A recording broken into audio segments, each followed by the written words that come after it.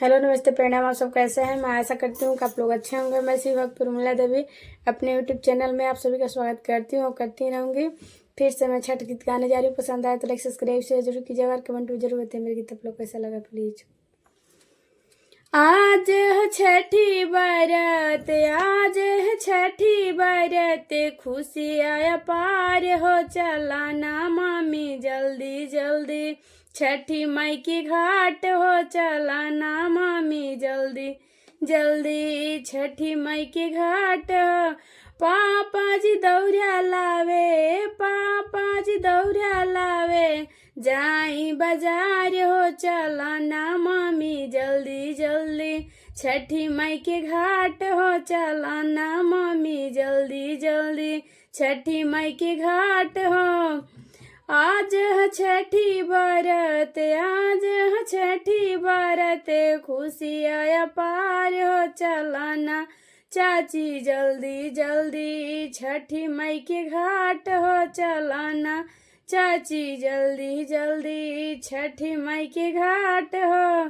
चाचा जी खिया लावे, चाचा जी खिया लावे, जाई बाजार हो चला ना चाची जल्दी जल्दी, छठी माई के घाट हो चला ना चाची जल्दी जल्दी, छठी माई के घाट हो।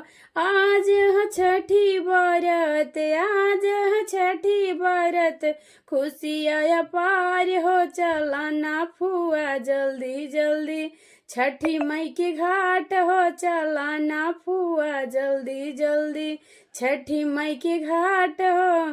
फूफा जी नारियल लावे, फूफा जी नारियल लावे, जाई बाजार हो चला ना फुआ जल्दी जल्दी, छठी माई के घाट हो चला ना फुआ जल्दी जल्दी, छठी माई के घाट हो।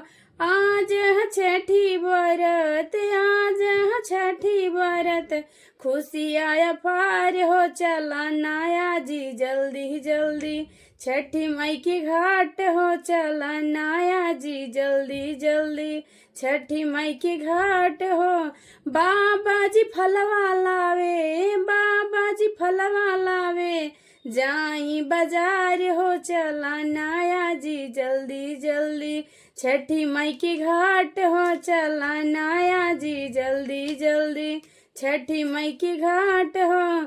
आज है छठी बरत, आज है छठी बरत, खुशियाँ पार हो चला ना मामी जल्दी जल्दी, छठी माई के घाट हो चला ना मामी जल्दी जल्दी, छठी माई के घाट हो।